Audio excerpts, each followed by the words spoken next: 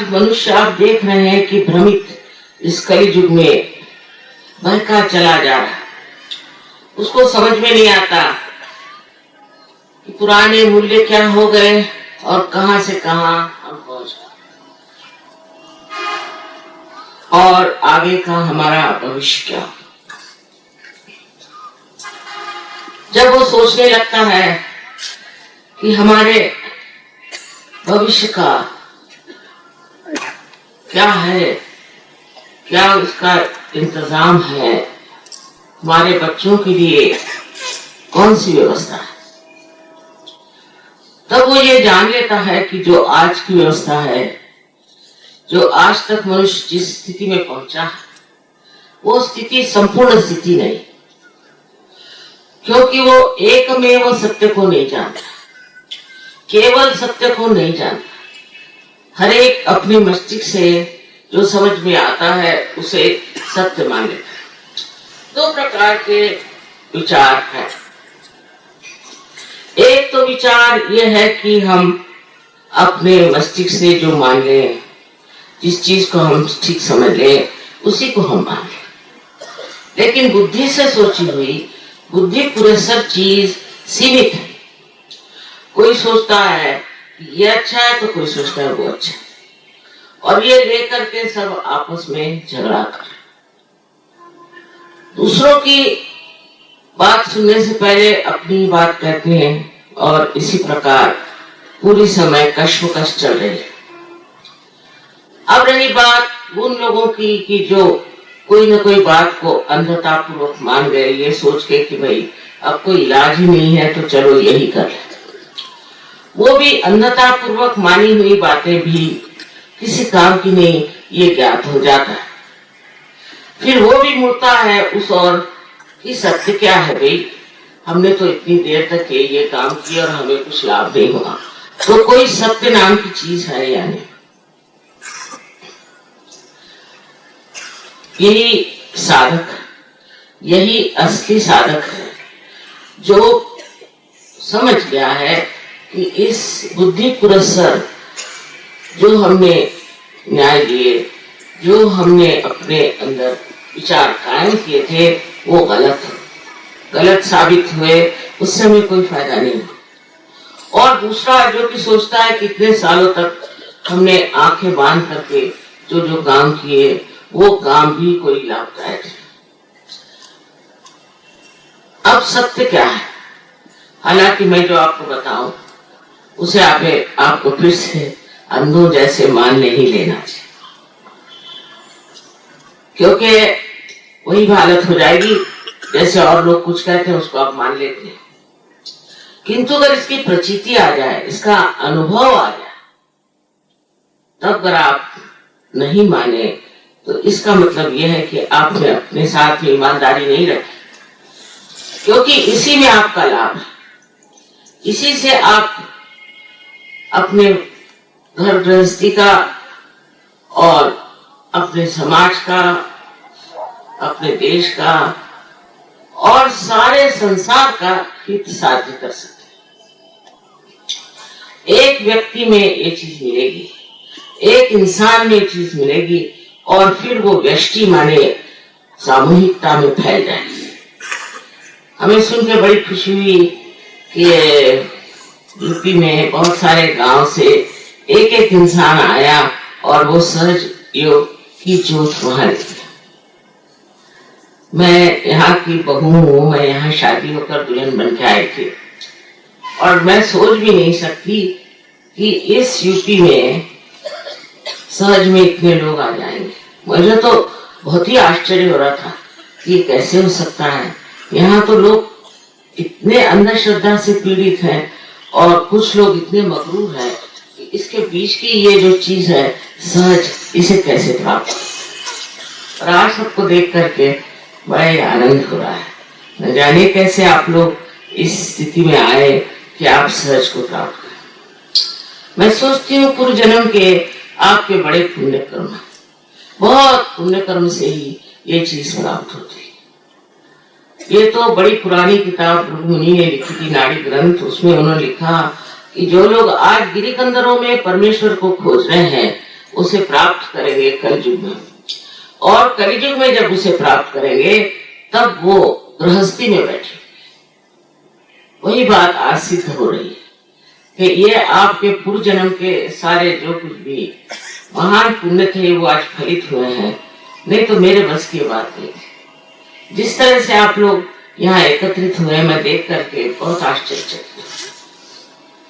अब रही बात ये कि सत्य क्या है, इसे मैं आपसे बता दूं। सत्य है कि आपके शरीर, बुद्धि, मन, अपने संस्कार, कुसंस्कार और आपका अहंकार आदि कोई भी उपाधियां जो है आपके अंदर, ये सारी उपाधियां सब व्यर्थ है और झूठी। हृदय से जो यहाँ सजावट करी है बहुत ही सुंदर।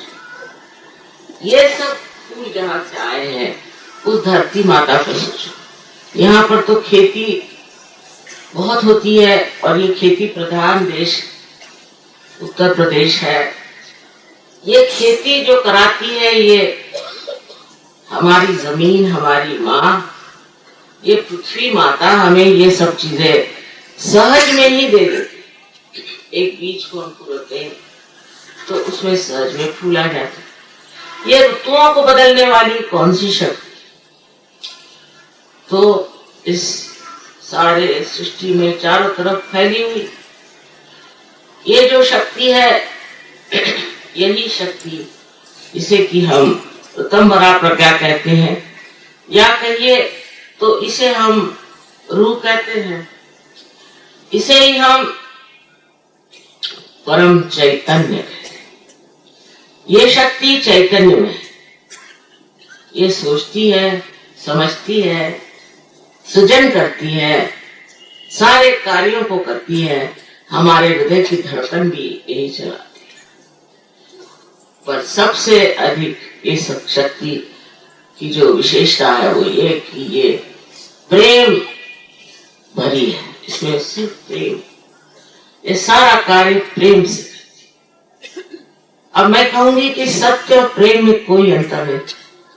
अगर समझ लीजिए आप किसी से प्रेम करते हैं तो आप उस व्यक्ति के बारे में पूरा पूरा जान लेते हैं, पूरा सत्य आप जान लेते हैं। इसी प्रकार प्रेम और सत्य दोनों एक ही चीज है, और जब आप सत्य को प्राप्त करते हैं तभी आप मन में शांति को विचार करते हैं। शांति भी इस सत्य के दर्शन से होती। तो ये सत्य जाज्वल्य नहीं है, इसमें भड़क नहीं है, इसमें कोई ऐसी तड़पाने की चीज नहीं है, बस ये शांत रस, शांतमय, आनंददायी। और ये सब प्राप्त करने की आपकी क्षमता है, आपकी लियाकत है कि आप इसे प्राप्त करें। कारण पूर्व जन्म के अनेक कर्मों के पुण्य लाभ से ही आज आप यहाँ पहुंचे, और ये आपका हक बनता है कि इस योग को आप प्राप्त करें। जब आप इस योग को प्राप्त करेंगे तो पहले तो आपको पहली मर्तबा ये एहसास होगा, ये आप जानेंगे, आपको प्रचीति होगी, अनुभव होगा, आपके उंगलियों के ऊपर ये ठंडी ठंडी हवा सी चलती, और ये बड़ी सुखद ऐसी ठंडी हवा।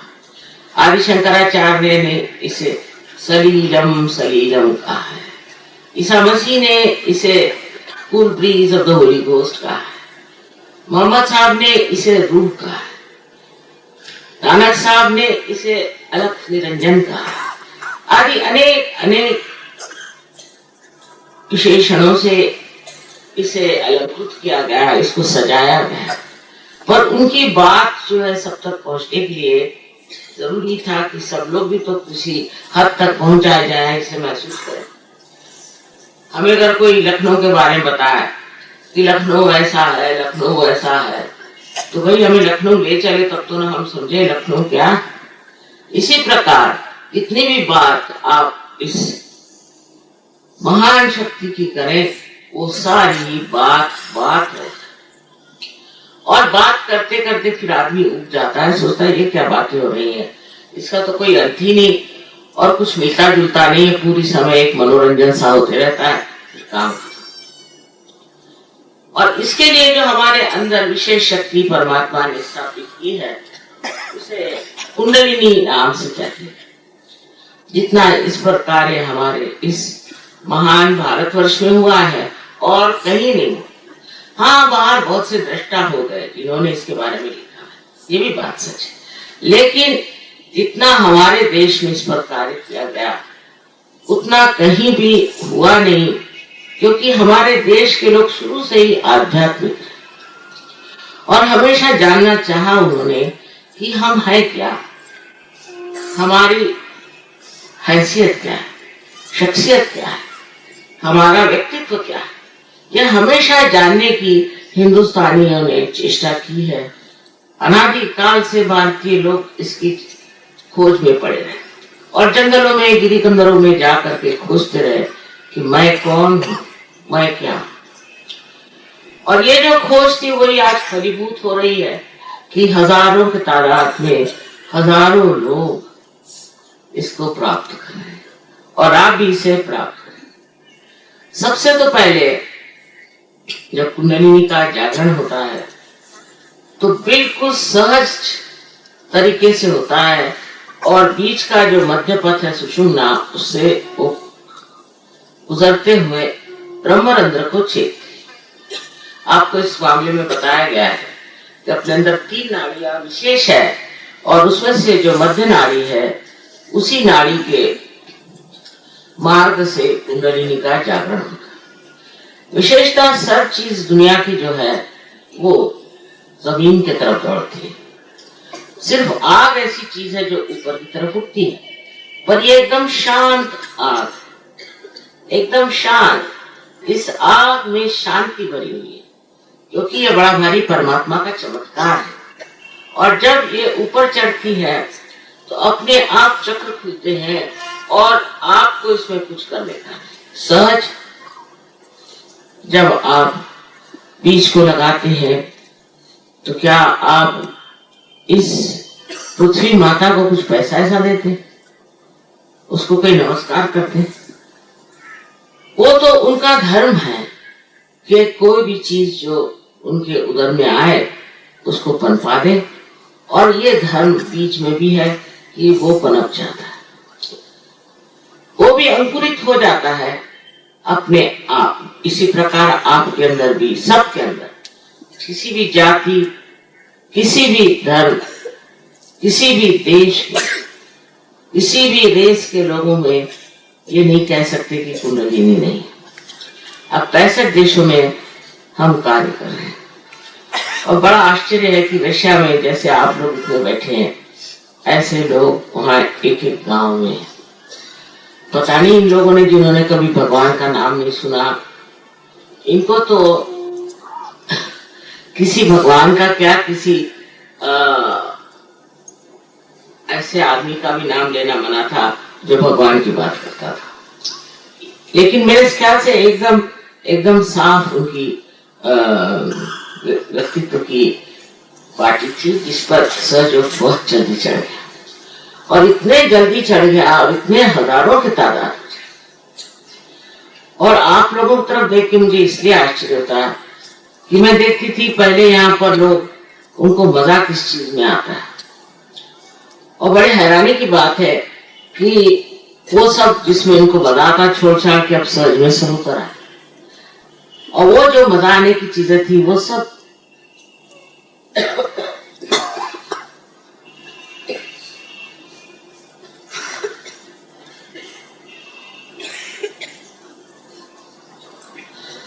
वो सब स्वयं को नष्ट करने वाली। आज अमेरिका में भी यही हाल कि वो लोग कहते हैं कि हम तो चाहते क्षण क्षण हम आनंद में, और क्षण क्षण में आप अपने को मिटाने की व्यवस्था करें तो कौन सा आनंद आएगा।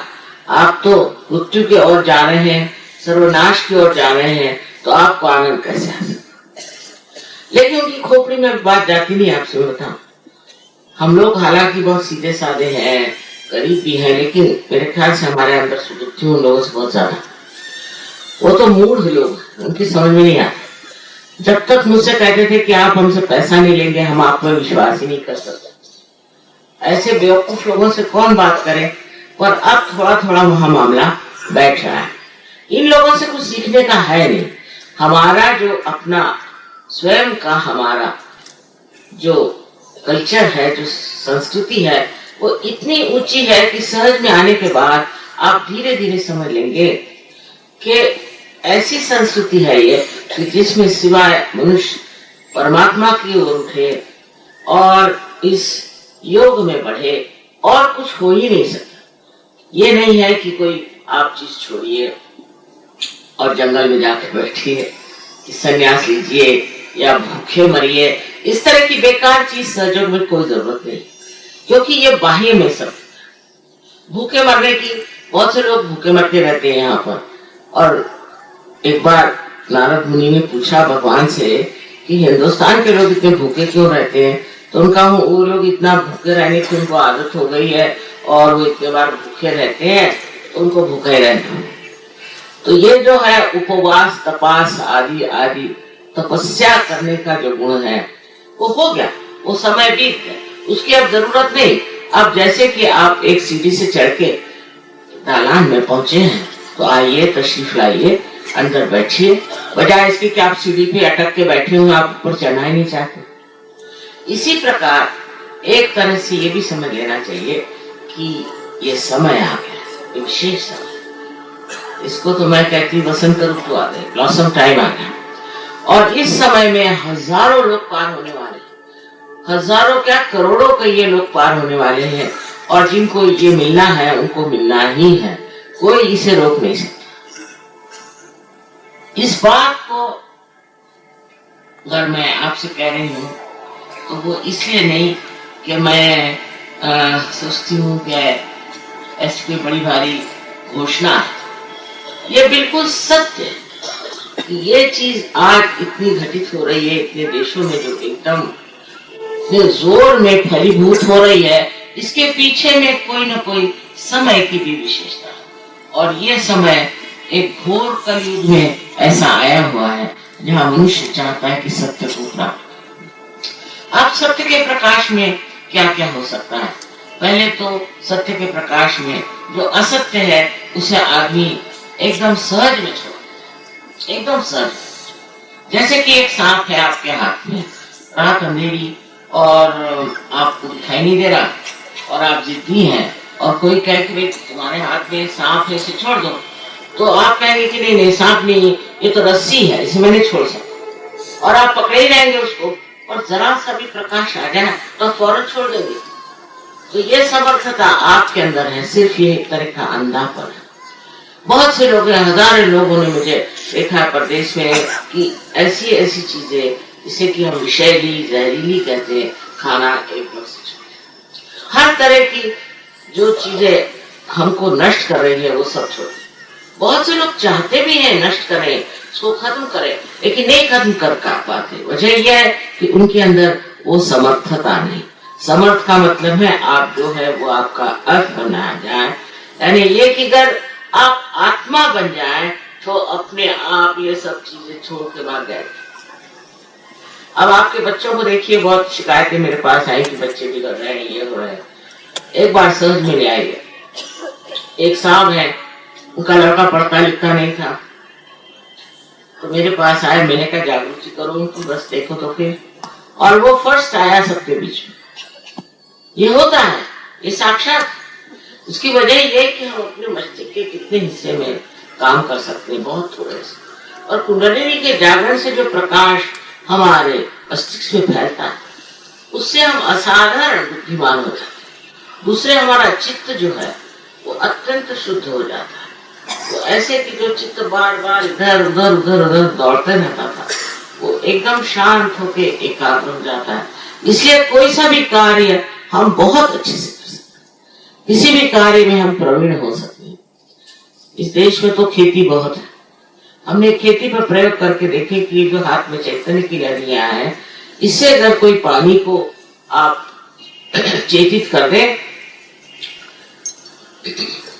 तो वो पानी जो है उससे 10 गुना फसल अच्छी आती, और हाइब्रिड सीड की जितनी आती है उससे कहीं अधिक नॉन हाइब्रिड सीड की आती है। नॉन हाइब्रिड सीड अगर आप लीजिए और वो लगाइए, कोई खाद डालने की जरूरत है, कुछ नहीं।